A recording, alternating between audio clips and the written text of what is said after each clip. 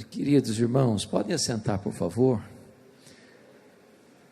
É um privilégio poder partilhar com vocês nesta manhã a palavra de Deus, depois de já termos sido impactados pelo testemunho do Cleiton, pelas músicas que foram entoadas para o louvor e a glória de Deus. Quero convidar você para abrir comigo a sua Bíblia, por favor, no Evangelho de Cristo, conforme o registro de João capítulo 21. João capítulo 21. E nós leremos até o versículo 19. João 21, de 1 a 19.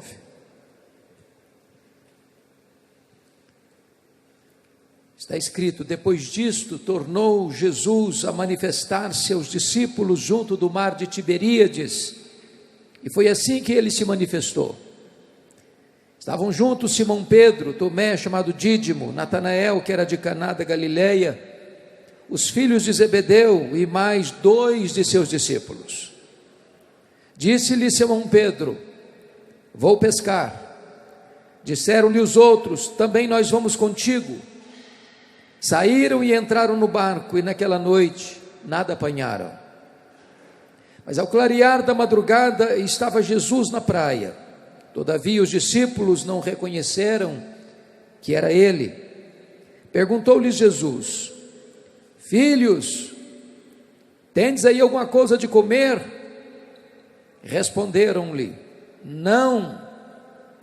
Então lhes disse: lançai a rede à direita do barco e achareis. Assim fizeram e já não podiam puxar a rede, tão grande era a quantidade de peixes. Aquele discípulo a quem Jesus amava disse a Pedro: é o Senhor. Simão Pedro, ouvindo que era o Senhor, cingiu-se com sua veste, porque se havia despido, e lançou-se ao mar. Mas os outros discípulos vieram no barquinho, puxando a rede com os peixes, porque não estavam distantes da terra, senão quase 200 côvados, ou seja, aproximadamente 100 metros. Ao saltarem em terra, viram ali umas brasas, e em cima peixes, e havia também pão. Disse-lhe Jesus: trazei alguns dos peixes que acabastes de apanhar. Simão Pedro entrou no barco e arrastou a rede para a terra, cheia de 153 grandes peixes, e não obstante serem tantos, a rede não se rompeu. Disse-lhe Jesus: vinde, comei. Nenhum dos discípulos ousava perguntar-lhe: quem és tu? Pois sabiam que era o Senhor. Veio Jesus, tomou o pão e lhes deu, e de igual modo o peixe. E já era esta a terceira vez que Jesus se manifestava aos discípulos, depois de ressuscitado dentre os mortos.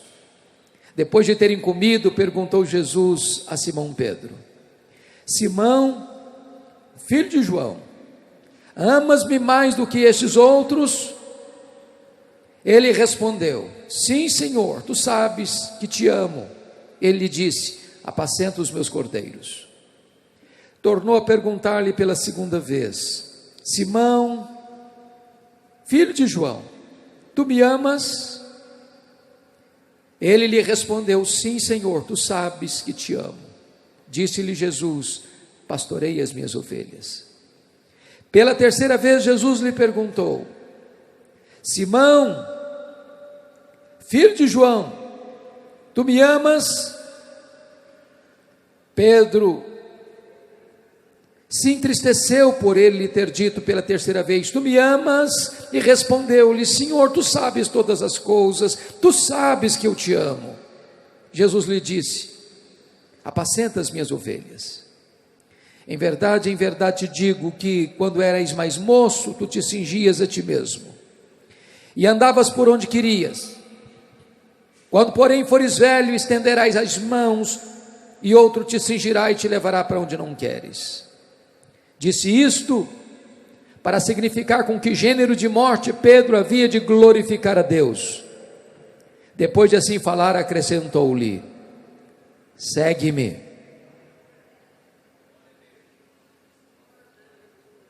Irmãos queridos, eu vou pedir licença a vocês, para só voltar nesse texto, na conclusão da minha fala.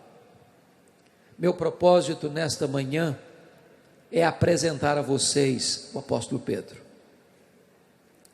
Quem foi este homem?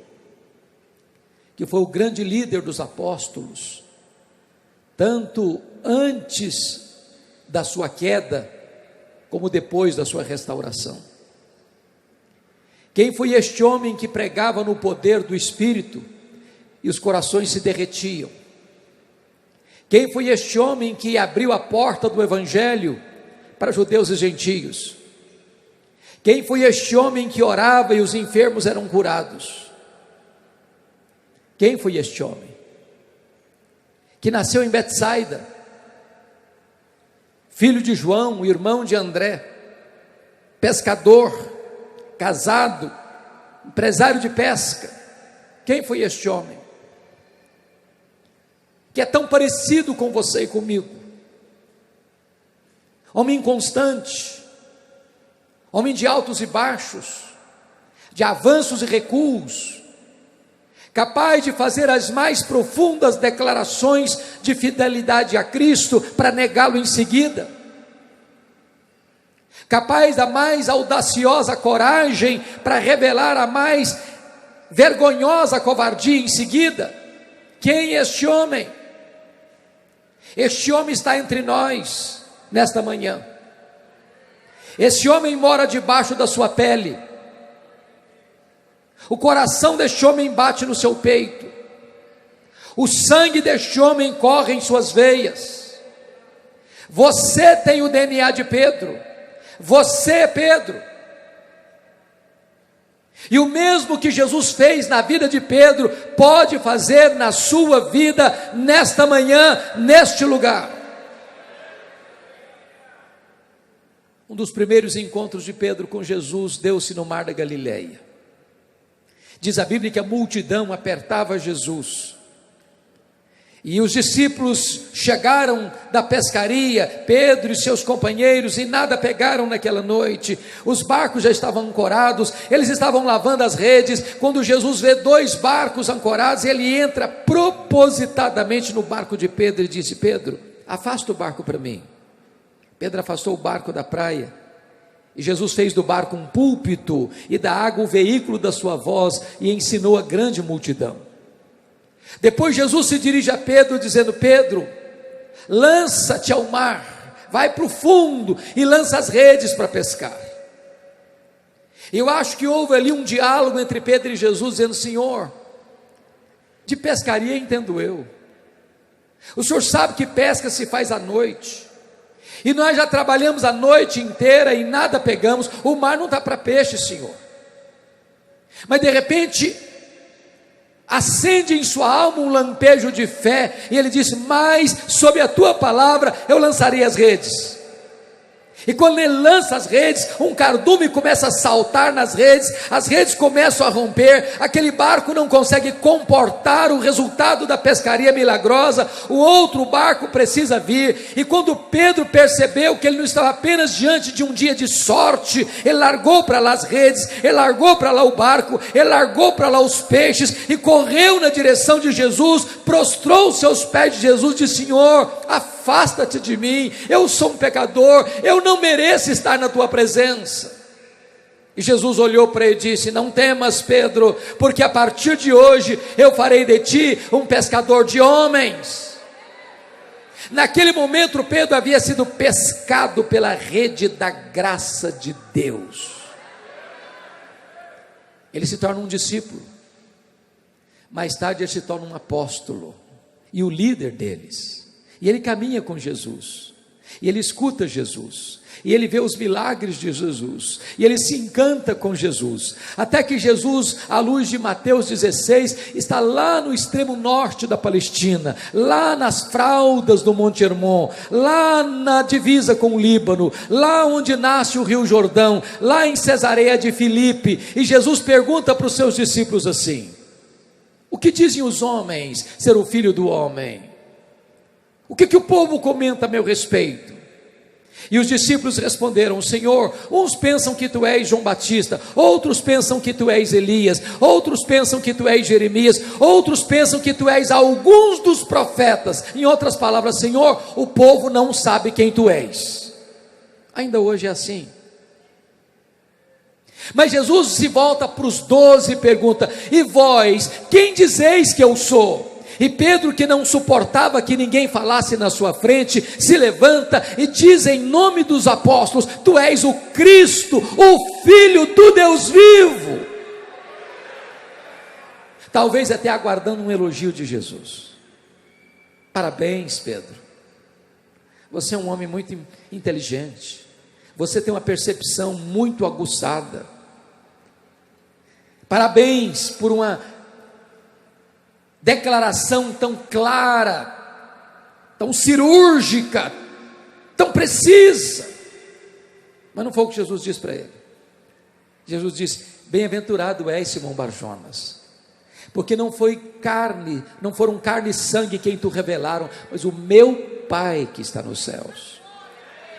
Sabe o que Jesus está dizendo para Pedro? Pedro, não pensa que você sabe quem sou eu, porque você é mais espiritual do que os outros, porque você é mais inteligente do que os outros, porque você tem uma percepção mais aguçada do que os outros.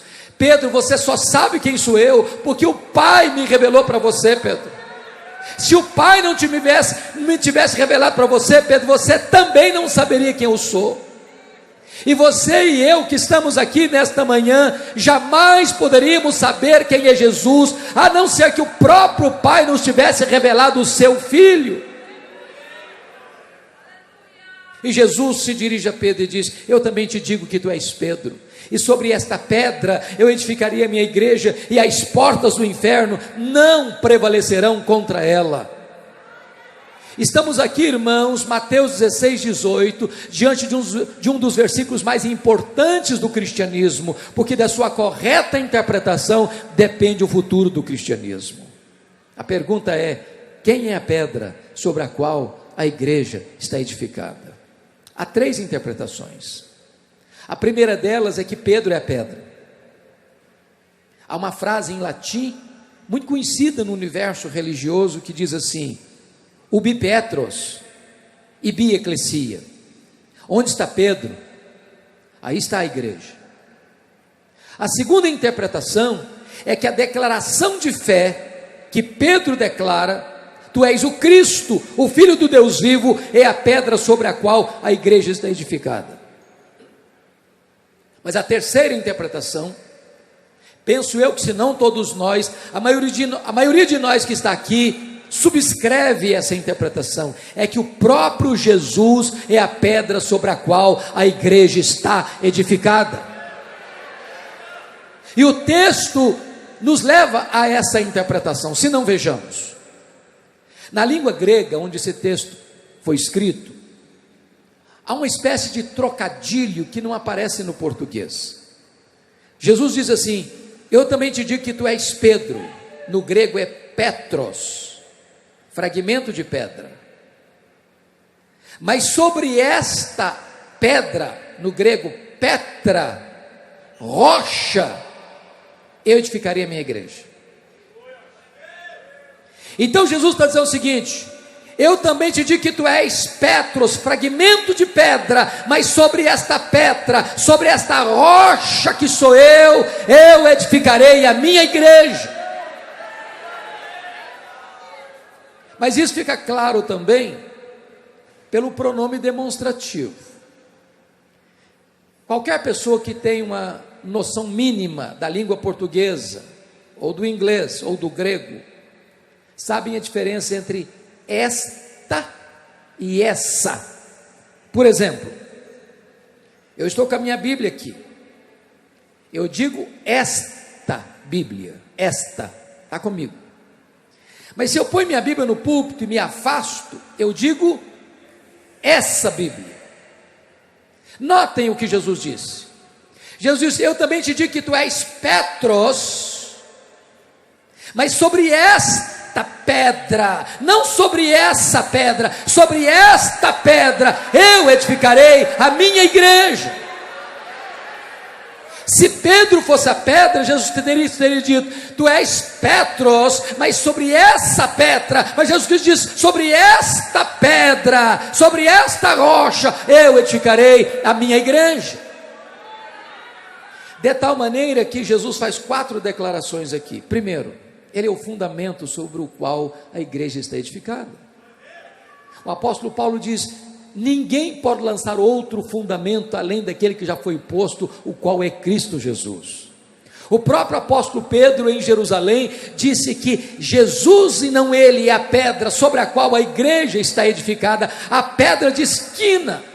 Segundo, Jesus está dizendo que ele é o dono da igreja. Eu edificarei a minha igreja. A igreja não é sua, a igreja não é minha, a igreja não é nossa, a igreja é de Jesus. Ele nunca passou para nós uma procuração dizendo: agora a igreja é sua, faça dela o que você quiser. A igreja é dele e ele a comprou com o seu próprio sangue. Terceiro, ele não é apenas o fundamento e o dono da igreja, ele é o edificador da igreja. Ele diz: eu edificarei a minha igreja. Você e eu cooperamos com ele, mas quem faz a obra é ele. Quarto lugar, ele é o fundamento, ele é o dono, ele é o edificador, mas em quarto lugar, ele é o protetor da igreja, e as portas do inferno não prevalecerão contra ela. Louvado seja Deus!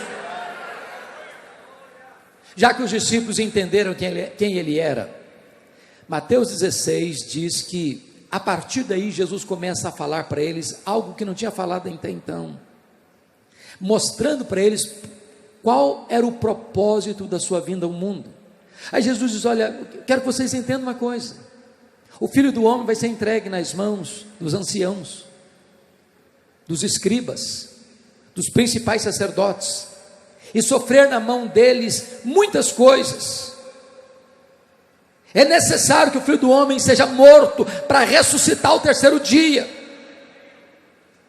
E diz a Escritura que imediatamente depois de falar isso, o Pedro, que acabara de declarar que Jesus era o Cristo, o Filho do Deus vivo, chama Jesus à parte e começa a repreender a Jesus, dizendo: Senhor, tem compaixão de ti mesmo, pensa melhor, pensa positivo, larga a mão dessas ideias doentias, foge desse caminho de cruz, Jesus. E diz a Bíblia que Jesus olha para ele e diz: arreda, Satanás, és para mim uma pedra de tropeço, não cogita das coisas de Deus, apenas das coisas dos homens. Preste atenção nisso. Se Pedro fosse a pedra sobre a qual a igreja está edificada, a igreja estaria edificada sobre a areia movediça. Nós temos que entender aqui, entretanto, o que Jesus não disse. Primeiro, ele não disse que Pedro é Satanás, não disse isso. Segundo, Jesus não disse que Pedro está endemoniado, está possesso, Jesus não disse isso. Terceiro, Jesus não mandou Pedro arredar. Quarto, Jesus disse: arreda, Satanás. Satanás, que estava tentando induzir Pedro e instrumentalizar Pedro para afastar Jesus da cruz, tem que arredar. Pedro fica, Pedro é discípulo, Pedro é apóstolo, Pedro é amado, em Pedro Jesus vai continuar trabalhando. Se não entendermos isso, sabe o que a gente vai fazer? Arreda Pedro, e o Satanás fica. Não, quem tem que ficar é Pedro, quem tem que arredar é Satanás. Diz a Bíblia que 6 dias depois, Jesus sobe um alto monte para orar, e leva consigo Pedro, Tiago e João. E diz a Bíblia que enquanto Jesus orava, o seu rosto foi transfigurado, as suas vestes resplandeceram de brancura, e aparecem no topo daquela montanha, falando com Jesus em glória, Moisés e Elias, sobre a sua partida para Jerusalém. Acontece no topo daquela montanha 4 milagres. 4 milagres. Primeiro milagre, Jesus é transfigurado. Segundo milagre, Moisés e Elias aparecem em glória. Terceiro milagre, uma nuvem luminosa os envolve. Quarto milagre, de dentro da nuvem surge uma voz divina: este é o meu filho, o meu eleito, a ele ouvi. Mas diz a Bíblia que quando Pedro vê essa cena, meio adormecido ainda, ele diz assim para Jesus: mestre, Bom estarmos aqui. Vamos fazer 3 tendas, uma será tua, outra de Moisés, outra de Elias. E diz a Bíblia que ele não sabia o que estava falando. E por que ele não sabia o que estava falando? Porque estava falando uma bobagem. Naquele momento Pedro estava comparando e equiparando Jesus a Moisés e Elias, ao representante da lei e ao representante dos profetas. Mas Jesus não é apenas um grande homem entre os homens, Jesus é o próprio Deus entre os homens. Ele não tem paralelos, ele não tem comparação, ele é único, ele é absoluto, ele é singular, ele é o Rei da glória. Pedro está vendo milagres, mas não tem discernimento espiritual daquilo que é mais elementar no cristianismo, a centralidade da pessoa de Jesus. Deixa eu dizer uma coisa para você nesta manhã.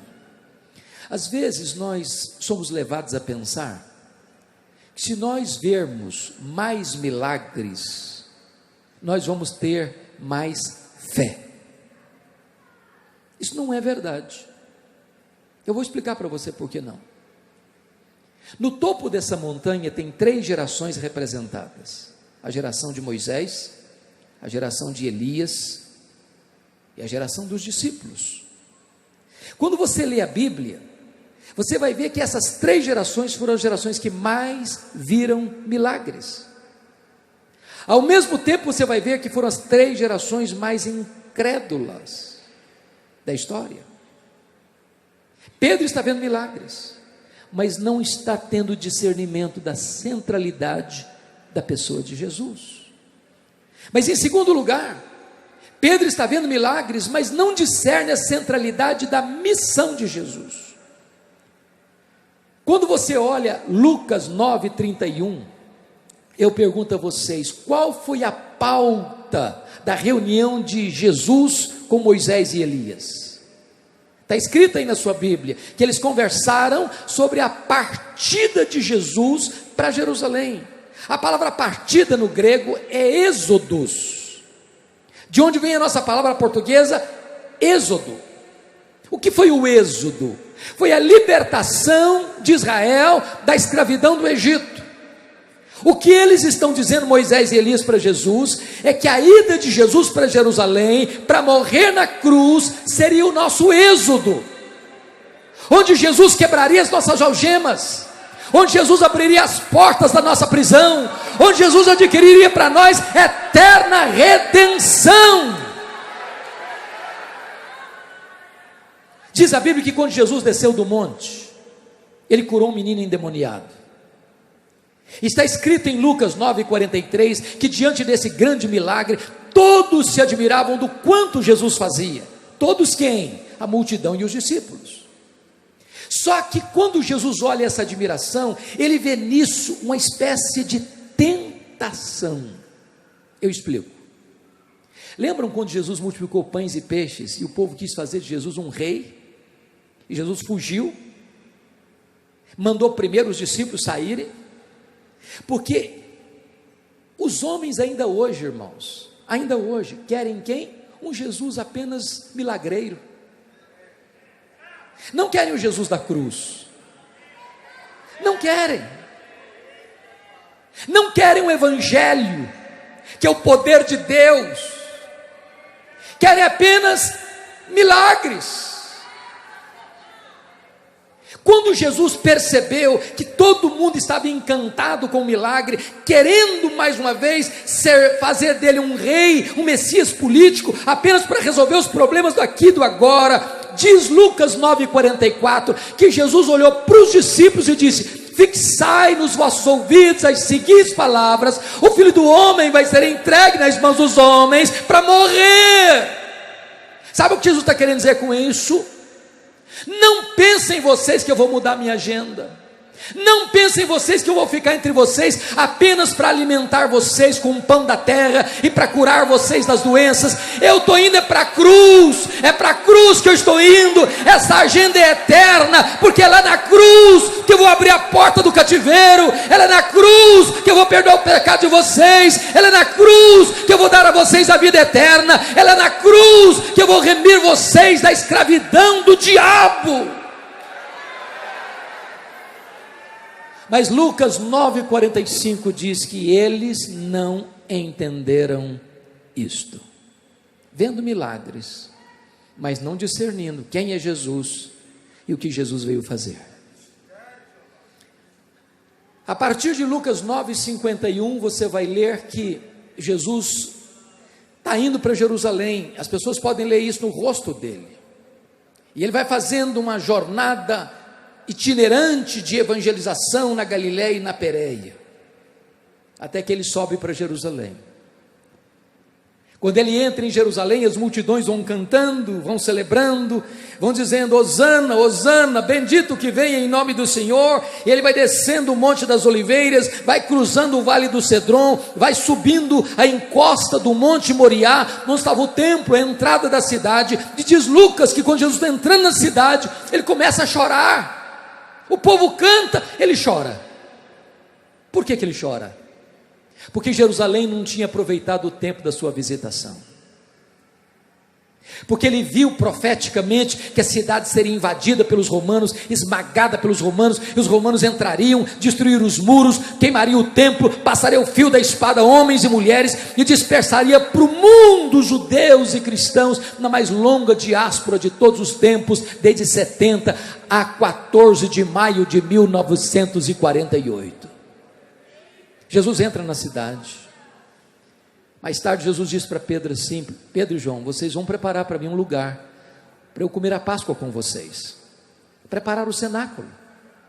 E diz a Bíblia que eles estavam assentados ao redor da mesa, e Jesus mergulhado na sombra da cruz, oferecendo-se a si mesmo, para nos resgatar da morte. E sabe qual era o papo que rolava na mesa? Entre os discípulos: quem de nós é o maior? Quem de nós tem mais prestígio? Quem de nós é mais importante? Quem de nós vai ter mais projeção? E quando Jesus percebe que eles estão na contramão do seu sentimento, Jesus os choca, não com palavras, mas com atitude. Ele se levanta da mesa, se cinge com a toalha, pega uma bacia e começa a lavar os pés dos discípulos. Quando chega na frente de Pedro, eu acho que Pedro arregala os olhos e pergunta para Jesus: tu me lavarás os pés a mim? E Jesus olha para ele e diz: Pedro, o que eu estou fazendo agora você não está entendendo, você vai entender só depois. Aí Pedro radicalizou e disse: nunca me lavarás os pés, nunca, eu jamais permitirei que tu me laves os pés, eu jamais permitirei que tu te humilhes a ponto de te tornar um escravo, não, nunca. E Jesus olha para ele e diz: Pedro, se eu não te lavar os pés, tu não tens parte comigo. E aí Pedro, que era 8 ou 80, disse: então Senhor, o Senhor lava os pés, o Senhor lava as mãos, o Senhor lava a cabeça, o Senhor me dá um banho completo. Aí Jesus olha para ele e diz: Pedro, agora é você que não está entendendo. Ô Pedro, você já está limpo, você só precisa lavar os pés. Sabe o que Jesus está querendo dizer com isso? Pedro, você já passou pelo lavar regenerador do Espírito Santo. E regeneração acontece uma única vez na vida e não precisa repetir mais. Mas você que já foi regenerado precisa constantemente ser limpo, ser purificado pela lavagem da santificação.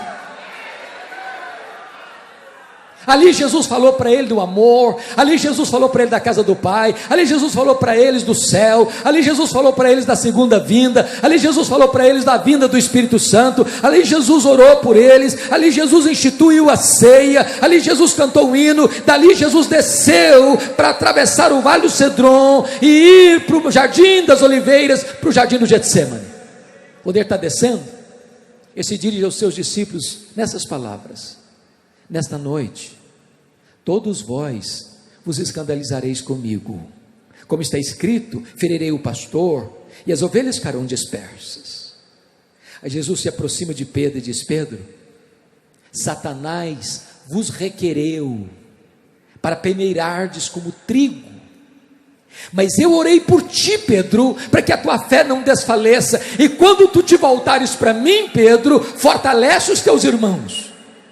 Aí Pedro, cheio de si, cheio de autoconfiança, disse para Jesus: Senhor, Eu acho que o senhor não me conhece bem.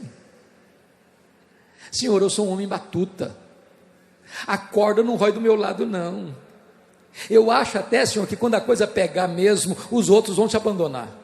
Mas deixa eu dizer uma coisa para o Senhor: eu, Pedro, jamais te abandonarei. Estou pronto a ir contigo para a prisão e para a própria morte. Aí Jesus olha para ele e diz: Pedro, em verdade te digo que nesta mesma noite, antes que o galo cante, tu me negarás 3 vezes. E eles continuam a caminhada, atravessam o vale do Cedron, mergulham lá no Monte das Oliveiras, no jardim do Getsêmani, e diz a Bíblia que Jesus deixa 8 dos seus discípulos para trás, pega Pedro, Tiago e João e diz: vocês vêm comigo. Quando ele ficou só com os 3, ele abriu o coração para eles e disse: a minha alma está profundamente triste até a morte, ficai comigo, vigiai comigo. E diz a Escritura que Jesus avançou para o interior do jardim, sozinho. O Rei da Glória, o Criador do Universo, o Filho de Deus, prostrou com o rosto no chão. E diz Hebreus 5,7, que ele ofereceu aquele que podia livrá-lo, forte clamor e lágrimas, e ele ora, e ele chora, e ele ora, e ele chora, e ele ora, e ele chora, e diz: Pai, se possível, passe de mim este cálice, se não, seja feita a tua vontade. A grande pergunta é: que cálice era esse? Que cálice era esse? Será que era certeza que os seus discípulos o abandonariam naquela noite? Será que era a convicção de que ele seria preso de forma humilhante naquela noite? Será que era a convicção de que ele seria cuspido e esbordoado no sinédrio judaico naquela noite? Será que era a certeza de que no dia seguinte ele seria levado diante do governador romano e seria esbordoado, espancado, humilhado, e a sua fronte seria cravada por uma coroa de espinhos? Será que era a certeza que ele caminharia pelas ruas lotadas de Jerusalém com a cruz nas costas, debaixo de vaias de uma multidão ensandecida? Será que era a certeza de que ele seria pregado naquele leito vertical da morte, suspenso entre a terra e os céus, sofrendo sede, cãibras e dores terríveis? E a resposta é 1000 vezes não. O que era esse cálice? Esse cálice era a santa ira de Deus, que deveria cair sobre a sua cabeça, sobre a minha cabeça. Essa ira era a consciência de que ele, sendo amado do Pai, gritaria da cruz: Deus meu, por que me desamparaste? Quando a Bíblia diz que agradou ao Pai moê-lo, que ele foi traspassado pelos nossos pecados, que ele foi traspassado pelas nossas iniquidades, que ele carrega no seu corpo sobre o madeiro os nossos pecados, ele sendo bendito foi feito maldição por nós, ele sendo santo, foi feito pecado por nós, ele bebeu cada gota desse cálice. Quando ele se volta para os seus discípulos, estão dormindo, e Jesus não acorda os 3, não acorda Pedro, diz: Pedro, nenhuma hora pudeste vigiar comigo? Vigiai e orai para que não entreis em tentação. O espírito está pronto, mas a carne é fraca. Aí diz a Bíblia que Jesus volta a segunda vez e prostra com o rosto no chão, e ora e chora, e ora e chora, e ora e chora, e repete as mesmas palavras. Diz Lucas que vem um anjo do céu e o consola. Ele volta para os discípulos, eles já estão dormindo. Diz Lucas que agora Jesus volta a 3ª vez, e mesmo depois do consolo, a angústia é maior. Agora ele começa a suar sangue, agora ele molha o chão com as suas lágrimas e com o seu sangue. Eu chamo a sua atenção para isso, por favor, porque a grande batalha é travada no Getsêmani. Você não vê Jesus mais depois do Getsêmani angustiado. Não, a angústia está aqui. O inferno rodeou Jesus. O inferno jogou em cima dele todo o bafo do diabo. E ele lutou uma batalha de sangrento suor para salvar a sua alma, para salvar a minha alma, para nos dar vida eterna. Depois de vencer essa batalha, Jesus se levanta robusto como um rei, caminha para a coroação. Ele enfrenta a prisão, altivo, ele vai para a casa do sumo sacerdote e esbordoado, não tem mais tristeza. Ele é levado ao governador romano, ele é espancado e não tem mais tristeza. Ele caminha para a cruz e as mulheres choram. Ele diz: por que vocês estão chorando por mim? Chore por vós e por vossos filhos. Ele é pregado naquela cruz e faz da cruz um púlpito para pregar para o mundo.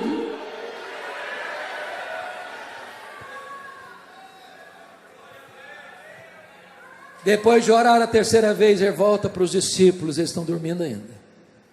Aí Jesus dá uma balançada neles, diz: ainda dormis e repousais?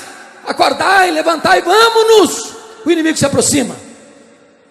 Pedro acordou atabalhoadamente, viu a turba chegando, pegou a espada, decepou a orelha do Malco. Jesus: guarda essa espada, Pedro. Se eu precisasse de ajuda, eu rogaria ao Pai e me mandaria mais de 72 mil anjos, mais de 12 legiões de anjos. Naquela noite Jesus é preso e todos fogem, inclusive Pedro. Aí seguia Jesus de longe, com medo, com covardia. Consegue, por causa da presença de João, que era aparentado do sumo sacerdote, entrar lá no pátio da casa do sumo sacerdote, onde Jesus estava sendo espancado e cuspido. Tinha um braseiro lá, a noite estava fria. Pedro se assenta de frente do braseiro, no alpendre. Aí passa uma criada, olha para ele e diz: eu sei quem é você, você é um dos dele. Diz a Bíblia lá em Mateus 26, 70, que Pedro negou, diz: eu não sei o que dizes. Aí ele sai do alpendre, sai do pátio, vai para o alpendre. Aí passa uma outra criada e comenta com as pessoas: aquele lá é discípulo dele. E Pedro diz, Mateus 26, 72, que já tinha negado, agora jura que não conhece Jesus. Eu não conheço esse homem, eu juro que eu não sei quem é esse homem. De repente, as pessoas circunstantes, talvez alguns dos soldados que prenderam a Jesus, olham para eles: o teu modo galileu de falar te condena, tu és discípulo dele sim. E diz Mateus 26, 74, que Pedro, que tinha negado, que Pedro que tinha jurado, agora começa a blasfemar, começa a falar impropérios, começa a falar palavrão, começa a blasfemar, e diz: eu não sei quem é esse homem, eu não sei o que vocês estão falando, eu não conheço esse homem. Nessa hora o galo cantou, para despertar a consciência dele. Jesus cravejou o olhar nele, e diz a Bíblia que Pedro caiu em si, desatou a chorar, chorou amargamente, e saiu dali correndo, chutando as pedras no meio daqueles olivais, naquela noite. Jesus foi cuspido e espancado, Pedro não está lá.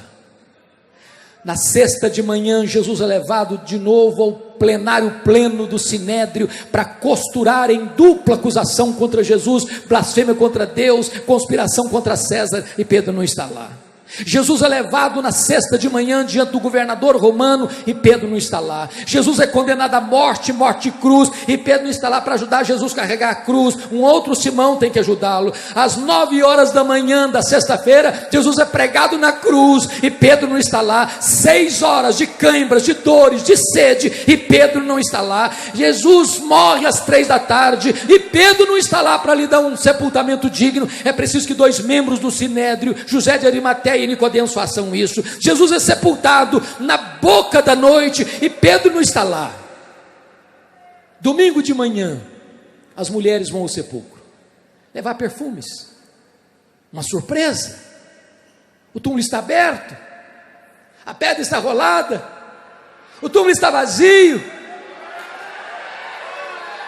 E o anjo pergunta às mulheres: o que é que vocês vieram fazer aqui? Procurar entre os mortos aquele que está vivo? Ele não está mais aqui não, ele ressuscitou. E o anjo diz para as mulheres: eu tenho uma mensagem para vocês. Ide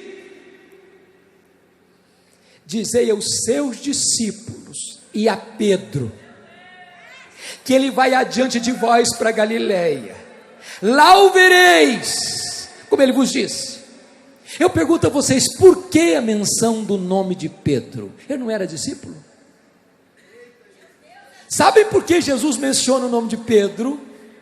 Porque Jesus sabia que Pedro, a essas alturas, não se sentia mais discípulo. Negar o seu nome, Pedro, Petros, fragmento de pedra, nada, é pó. Pedro negar a sua fé, Pedro negar o seu apostolado, Pedro negar o seu Senhor, Pedro desistira de Jesus, mas Jesus não desistira de Pedro. Eu quero dizer para você nesta noite que Jesus não desiste de você. Por mais que você tenha se afastado, por mais que você tenha caído, por mais que você tenha envergonhado o nome de Deus, Jesus não desiste de você. Agora pensem comigo como é que foi essa caminhada de Jerusalém a Galiléia, mais de 100 quilômetros a pé. Eu acho que cada passada de Pedro era uma fisgada na alma, era uma martelada na consciência. Eu acho que ele pensou assim: Jesus vai me quebrar pelo meio, Jesus vai me humilhar, Jesus vai botar o dedo no meu nariz e dizer que eu sou um covarde, que eu sou um desertor, que eu sou um zero à esquerda, que eu sou um nada, e eu sou mesmo. Quando ele chega na Galiléia, Jesus não está lá. Aí diz João 21:3, que ele diz para os seus colegas assim: eu vou pescar. O que significa isso? Vou fazer uma higiene mental? Vou ganhar uma grana extra? Não. Sabe o que ele está dizendo? Fim de linha para mim. Acabou meu sonho. Acabou meu projeto. Não dá mais. Vou voltar para as redes. Vou voltar para o passado. Acabou meu projeto de ser um discípulo. Não tem mais chance para mim. Agora preste atenção que ele é um líder. E líder é alguém que influencia. Os outros disseram: nós vamos contigo. Naquela noite, irmãos, eles não pegaram nem um lambari, porque quando o homem se afasta de Deus, nem para pescador serve mais. Eles trabalharam a noite inteira, não pegaram nada. Estão voltando de madrugada, o dia amanhecendo, de redes vazias, de alma empapuçada de dor. Quando eles estão chegando a 100 metros da praia, um personagem caminhava na areia, lá na praia. Eles não sabiam quem era. E esse personagem gritou lá da praia para eles: covardes! Foi assim? Não. Filhos!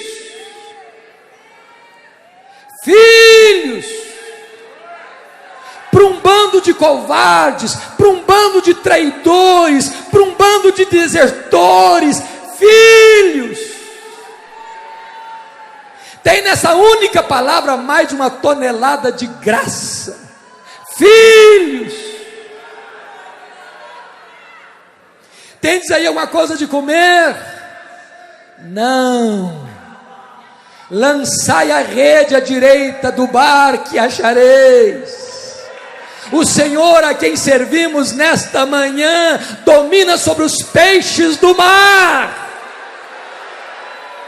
Quando lançaram as redes, 153 grandes peixes começaram a pular nas redes, e João disse: é o Senhor, Pedro, é o Senhor, Pedro. E Pedro mais uma vez larga para lá o barco, larga para lá as redes, larga para lá os peixes, nada, 100 metros, coração acelerado. E ele pensou: é agora, Jesus vai me quebrar, Jesus vai me humilhar, Jesus vai botar o dedo no meu nariz, vai dizer que eu sou um traidor, que eu sou um desertor. Quando ele chega na praia, uma surpresa, tinha um braseiro em cima da praia, com pão e com peixe. Mas por que aquele braseiro? Só tem 2 lugares no Novo Testamento onde aparece a palavra braseiro: onde Pedro negou Jesus e onde Pedro foi restaurado por Jesus. Sabe o que está acontecendo aqui? Jesus monta a cena do crime. para curar a memória do Pedro, para restaurar a psique do Pedro, para restaurar as emoções do Pedro, para dizer: Pedro, exatamente na geografia que você caiu, Pedro, eu vou levantar você. Onde você for um fracasso, eu vou restaurar você. Onde você me negou, eu quero que você professe o meu nome, Pedro. Eu quero dizer para você, Pedro, que a minha graça é maior do que o seu pecado.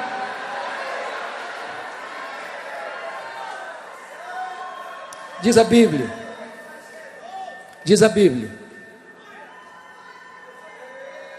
que Jesus os alimentou porque estava com fome, Jesus os aqueceu porque estava com frio. Terminado isso, Jesus se dirige a Pedro nesses termos: Simão, filho de João, tu me amas mais do que esses outros? Preste atenção, que essa é a pergunta. Mas por que eu devia amar mais? Não bastaria amar igual? Por que Jesus faz essa pergunta? Porque lá atrás Pedro havia dito assim: Senhor, ainda que todos te abandonem, eu jamais. Sabe o que Pedro tinha dito para Jesus lá atrás? Eu te amo mais do que os outros, Jesus. Eu sou mais espiritual do que os outros. Jesus está perguntando para Pedro: Pedro, você ainda pensa a mesma coisa a seu respeito? Você ainda pensa que você é melhor que os outros? Você ainda pensa que você é mais espiritual do que os outros? Você ainda acha que você me ama mais do que os outros? Pedro respondeu: Senhor, tu sabes que eu te amo. Aí Jesus perguntou a segunda vez: Simão, filho de João, tu me amas? Agora não pergunta se ama mais não, só pergunta se ama. Sim, Senhor, tu sabes que eu te amo, então pastoreia as minhas ovelhas. Aí Jesus pergunta a terceira vez: Simão, filho de João, tu me amas? Aí o Pedro se entristeceu por Jesus ter perguntado a terceira vez: tu me amas? E disse: Senhor, tu sabes todas as coisas, tu sabes que eu te amo, então apacenta as minhas ovelhas. Pergunto a vocês: por que Jesus Cristo perguntou para Pedro 3 vezes?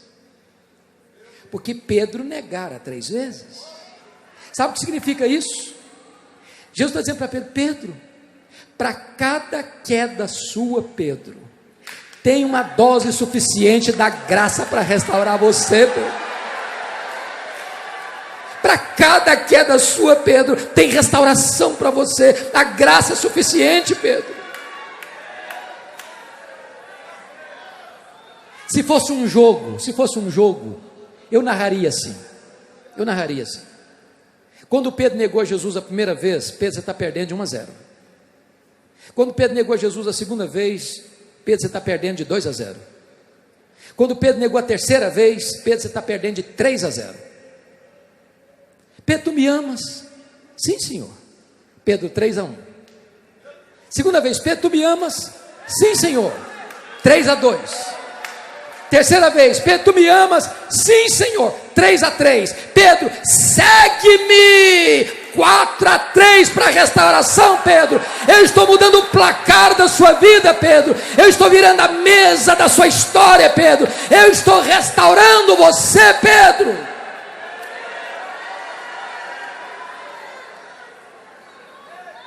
Agora preste atenção, irmãos.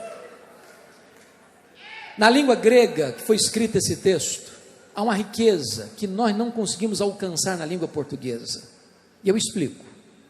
Vocês sabem que haviam 4 palavras distintas no grego para amor. 2 delas são citadas nesse texto. 2 verbos. O verbo agapau, da palavra ágape, que é amor sacrificial, é amor que dá vida pelo outro. E o verbo filéu, de filia, de amizade, de gostar. Quando Jesus pergunta para Pedro a primeira vez, ele usa o verbo agapau. Jesus pergunta assim: Petros, agapas-me? Tu me amas com amor ágape? Tu me amas com amor sacrificial? Tu me amas a ponto de dares a tua vida por mim? Pedro responde outra coisa. Pedro responde a pergunta com o verbo agapau, com o verbo filéu, só de gostar. Ele respondeu: não, Senhor, eu não te amo com amor ágape, eu não tenho coragem da minha vida por ti, eu só te amo como amigo, filocê, eu só gosto do Senhor. Aí Jesus pergunta a segunda vez, do mesmo jeito: Petros, agapas-me, tu me amas com amor ágape, tu me amas a ponto de morreres por mim?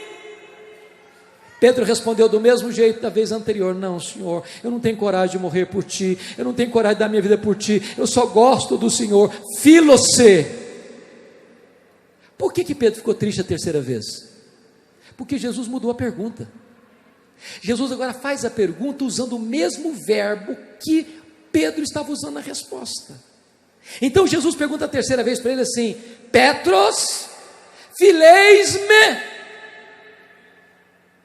Tu gostas de mim? Então pelo menos. Ele ficou triste e respondeu: Senhor, tu sabes que eu te amo. Filocê, eu só gosto do Senhor mesmo, só isso. Lição aprendida. Quando Pedro, confiando em si, disse que estava pronto a dar a vida por Jesus, ele negou Jesus. Mas quando humildemente ele reconheceu que não tinha poder nele mesmo para morrer por Jesus, Jesus o capacitou a dar a sua vida por ele. Agora notem, irmãos, que Jesus não restaura apenas a vida de Pedro, Jesus restaura também o ministério de Pedro. Apacenta os meus cordeiros, pastorei as minhas ovelhas, apacenta as minhas ovelhas. Queridos pastores, eu fico pensando, se nós estivéssemos numa comitiva, ou numa comissão de restauração de Pedro e do ministério dele, o que nós faríamos? Talvez nós disséssemos assim: Pedro, você vai ficar 1 ano de banco, você aprender. Ou talvez nós disséssemos: Pedro, nós vamos passar para você 10 livros de teologia para você ler, estudar, fazer um resumo e nos entregar. Ou talvez nós disséssemos: Pedro, você precisa frequentar um analista, um psicólogo cristão, um conselheiro, porque você está com a cabeça muito confusa, para você melhorar o seu performance emocional. Jesus não fez nada disso, só pergunta uma coisa: tu me amas? Tu me amas? Tu me amas? Porque se você ama Jesus, tem esperança para você. Se você ama Jesus, você está qualificado para pastorear e apacentar as ovelhas de Jesus.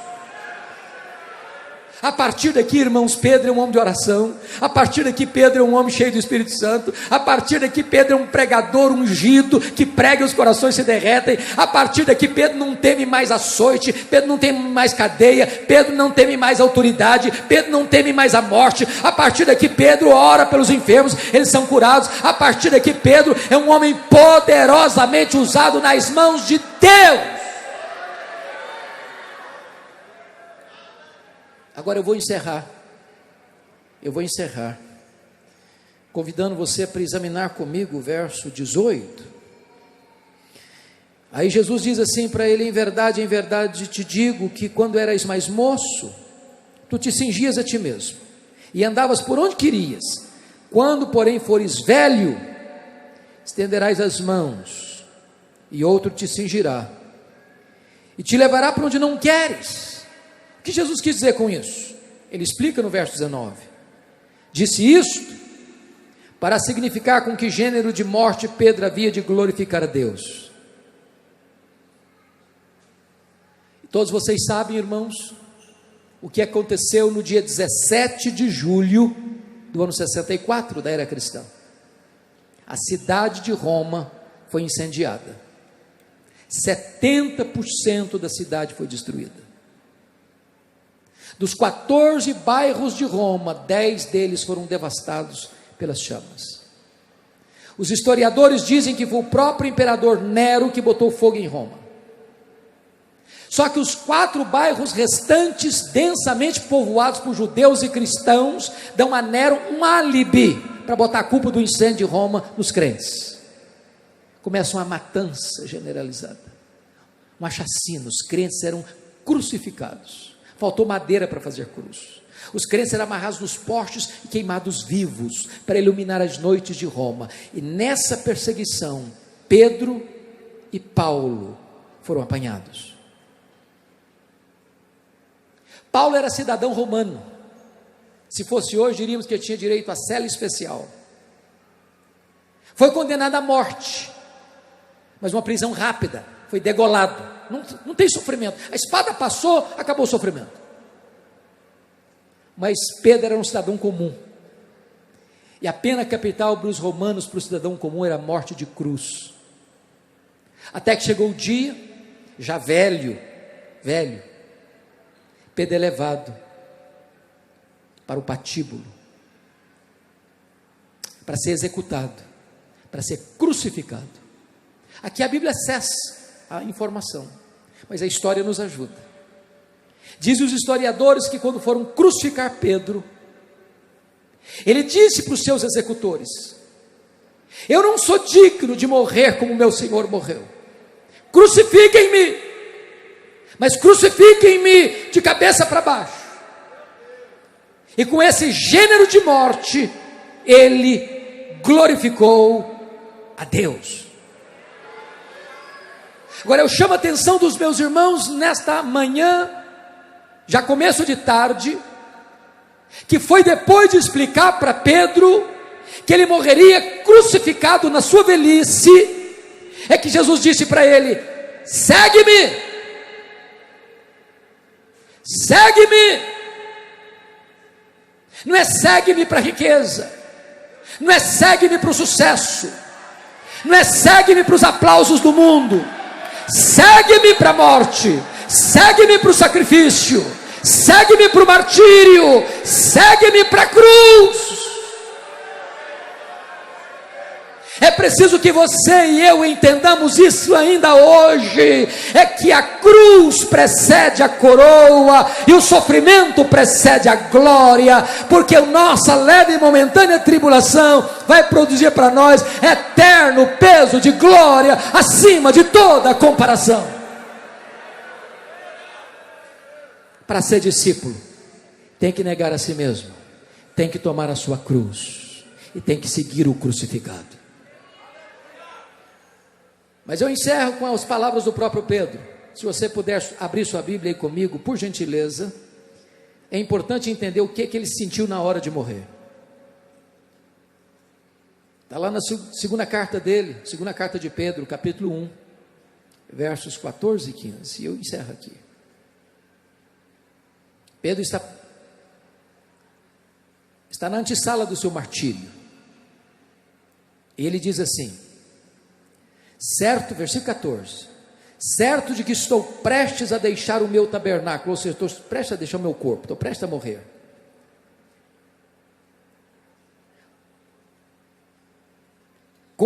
Como efetivamente nosso Senhor Jesus Cristo me revelou, é o que nós acabamos de ler em João 21, 18 e 19.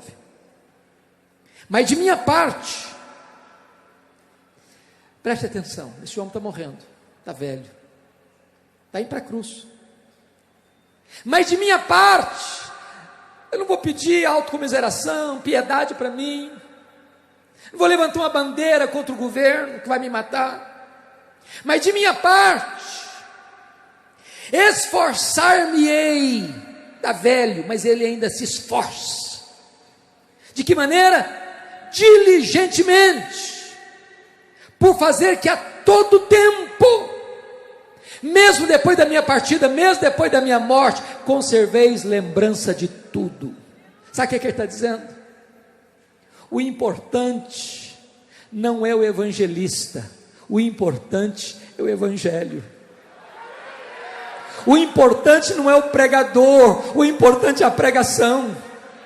O importante não é o mensageiro, o importante é a mensagem. O mensageiro morre, a mensagem continua. O pregador morre, o evangelho prossegue. O pregador morre, mas a palavra de Deus é eterna. O pregador morre, mas a palavra de Deus vai continuar ecoando nos ouvidos e nos corações.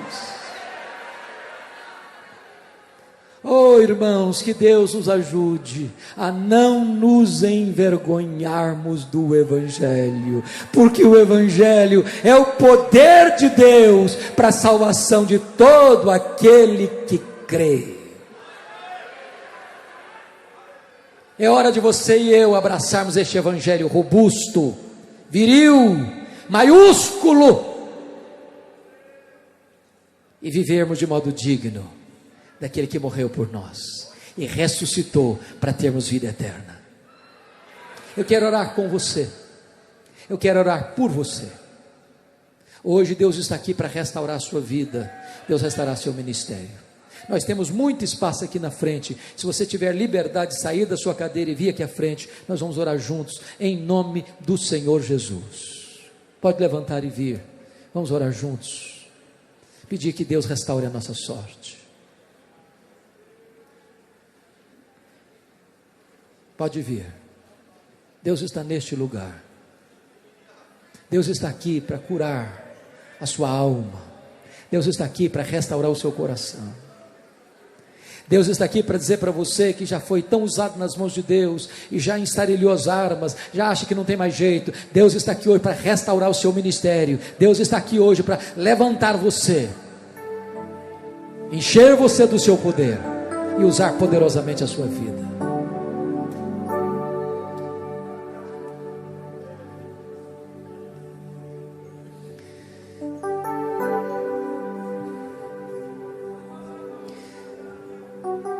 Deus de toda graça, Deus de todo poder, aqui estão muitos Pedros, precisando de uma visitação tua, Senhor.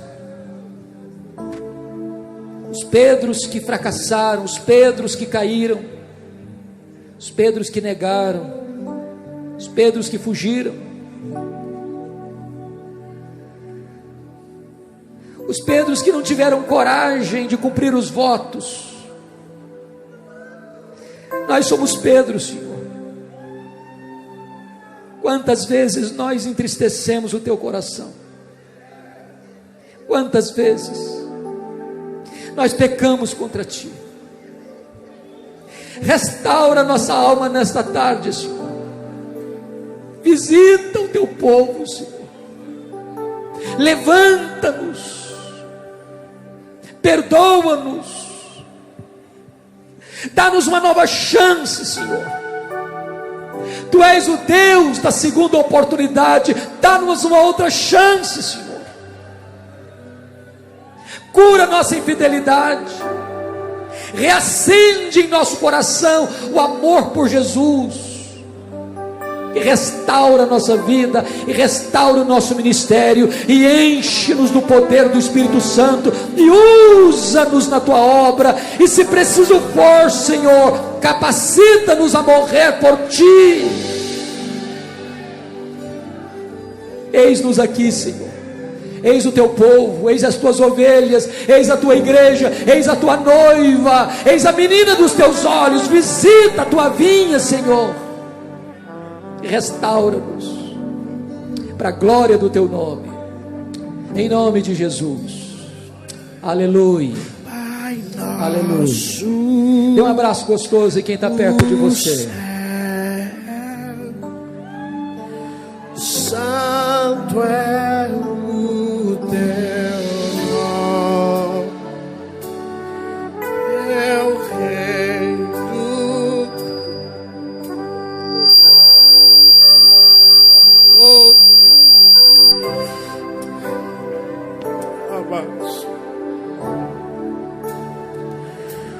na terra como és no céu, deixa o céu descer na terra como és no céu, deixa o céu descer. Pai nosso, Pai nosso,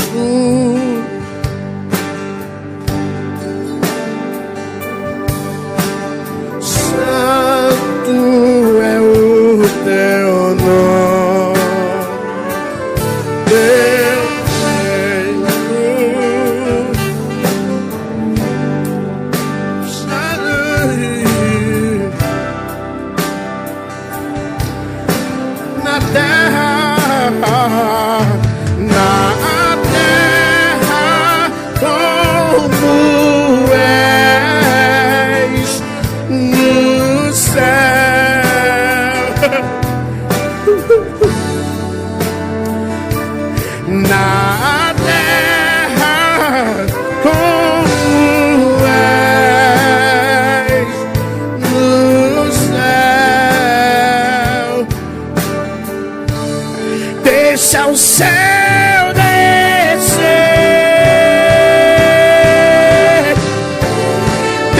o céu descer, deixa o céu descer.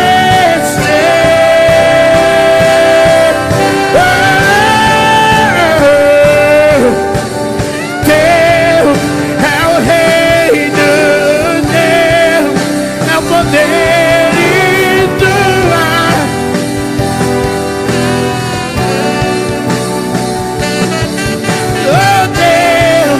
É o reino teu, é o poder e tua.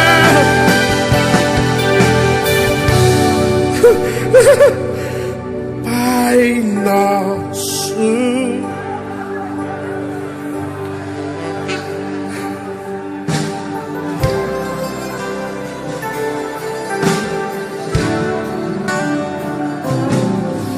teu reino.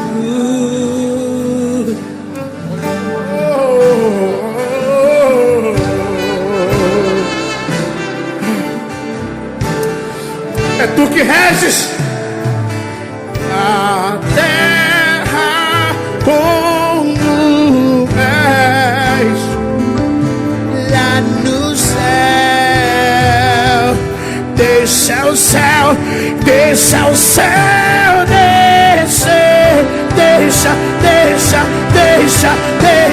Deixa o céu.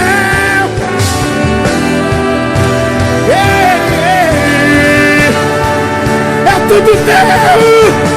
Teu é o reino, teu é o poder e tua.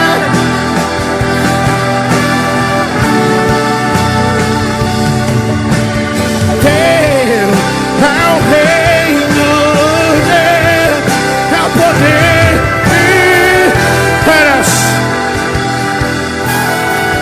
só as vozes. Teu é o reino, teu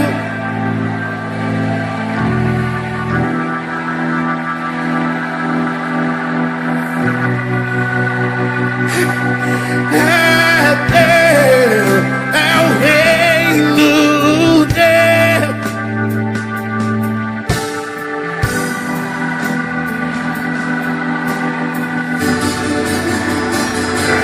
Santo,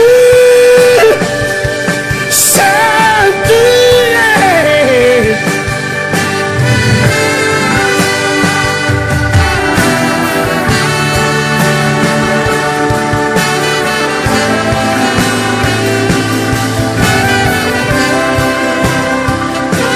Santo, Santo é o Senhor.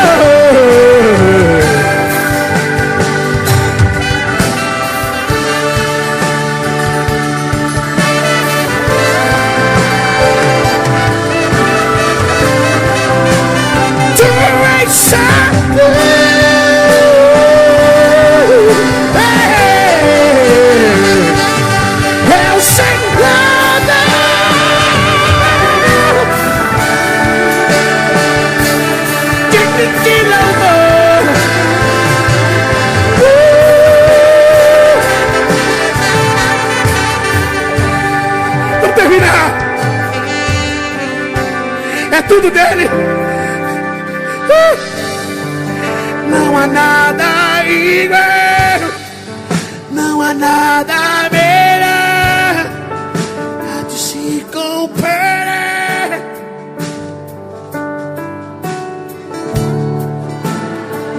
Eu já provei, eu já provei, eu já provei, eu provei e vi.